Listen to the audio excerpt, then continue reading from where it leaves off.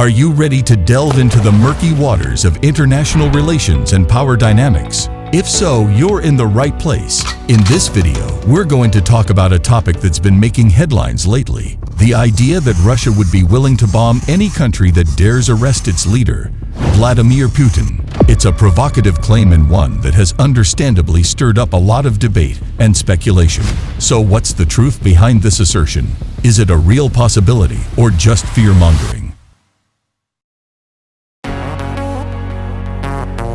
Join us as we explore the history and context of this issue and examine the potential consequences of such an extreme course of action. Get ready for a deep dive into the complex world of geopolitics, and let's find out what's really at stake. Объявление войны Российской Федерации. И уже в этом случае все наши средства, ракетные и прочие... Dmitry Medvedev, a close supporter of Russian President Vladimir Putin, has declared that any attempt to arrest Putin would constitute a declaration of war against Russia. His comments come only days after the International Criminal Court, ICC, issued an arrest warrant for Putin on Friday, accusing him of war crimes and illegally deporting hundreds of children from Ukraine, according to The Independent. According to the Associated Press, European Union officials approved a plan to supply Ukraine with 1 million rounds of artillery ammunition over the next 12 months to assist the country in countering Russia's invasion forces. According to Reuters, Ukraine's military will start a counterattack soon as Russia's massive winter onslaught weakens without conquering the eastern city of Bakhmut. Ukraine's air defenses intercepted 2 cruise missiles fired at the Odessa region, according to officials. K-59 missiles have been fired toward the Odessa region for the second time this week.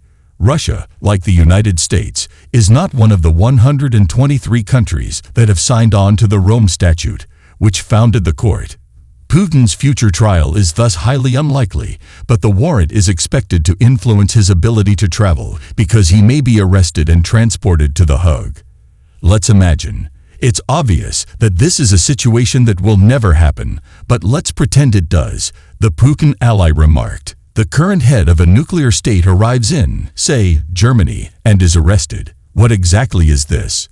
A war declaration against the Russian Federation. If this occurs, Mr. Medvedev stated that all of our means, including rockets and others, will fly on the Bundestag, in the Chancellor's office, and so on. Since Putin dispatched troops to Ukraine, the former Russian leader, who was president from 2008 to 2012, has made increasingly belligerent comments, routinely repeating nuclear threats. The International Criminal Court, ICC, issued an arrest warrant for Putin earlier this month for alleged war crimes in Ukraine, specifically his alleged complicity in the illegal deportation of Ukrainian children.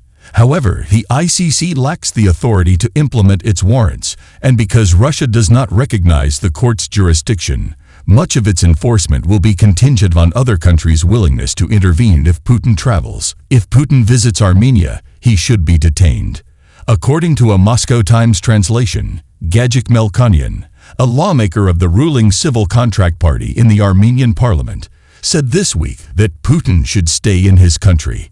If we enter into these agreements, we must uphold our end of the bargain, allow Russia to resolve its issues with Ukraine. Last Monday, the Armenian government took steps toward ratifying the Rome Statute, the treaty that formed the ICC. Armenia's actions, which are part of a Russian-led collective defense group, stand in stark contrast to other Kremlin allies who have remained faithful to Moscow. Hungary, which has close connections with Russia, announced last week that it will not enforce the ICC's arrest warrant for Putin, even though Armenia is legally a Russian ally as a member of the Collective Security Treaty Organization, CSTO.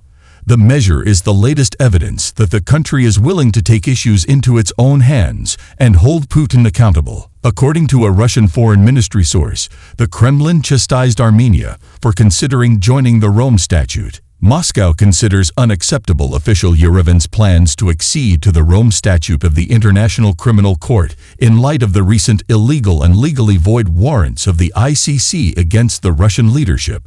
A source told TASS earlier this week, the Russian Foreign Ministry warned that Armenia will face extremely negative consequences in the future. In the meantime, other countries are coming together to arrest Putin. Ireland, Croatia, Austria, and Germany have all stated that the warrant will be enforced. The developments in Armenia imply that Russia's friends are becoming more willing by the day to challenge Moscow's judgment in the Ukraine war, which is now over a year old. Indian officials have expressed alarm about Putin's war in Ukraine, supporting a ceasefire and the use of nuclear weapons.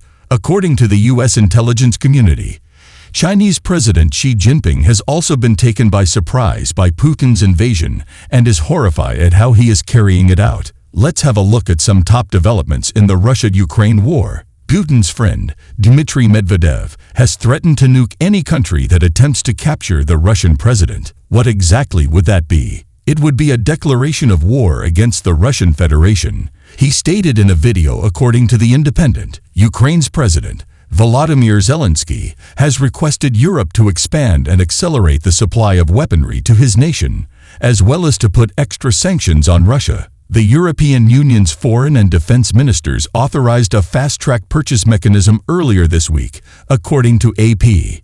Earlier, during a video conference, Zelensky congratulated leaders for the endeavor. However, Hungary and Bulgaria have stated that they will not cooperate in the delivery of ammunition to Ukraine. While Hungary highlighted its commitment to peace, Bulgaria ruled out the supply of shells as long as the country is governed by a caretaker administration.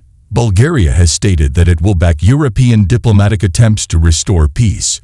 Hungarian Prime Minister Viktor Orban claimed last month that the EU was partly responsible for Russia's war in Ukraine by sanctioning Russia and supplying Ukraine with money and weapons rather than attempting to reach an agreement with Moscow. With Russia's attacks on Bakhmut waning, Ukrainian soldiers are preparing a counter-offensive. According to Reuters, Russia's Wagner mercenaries are losing considerable strength and are running out of steam. According to Kyiv's ground forces commander Oleksandr Syrsky in a social media post. According to Ukrainian military analyst Ola Zhdanov, Russian forces are now heading south to the town of Avdiivka. According to him, Moscow's soldiers have grown increasingly active in areas to the north, including Kharkiv and Luhansk, as well as central Zaporizhia and southern Kherson. After Moscow slammed Kyiv for the claim, Ukraine admitted it had wrongly reported a Russian retreat in Kherson.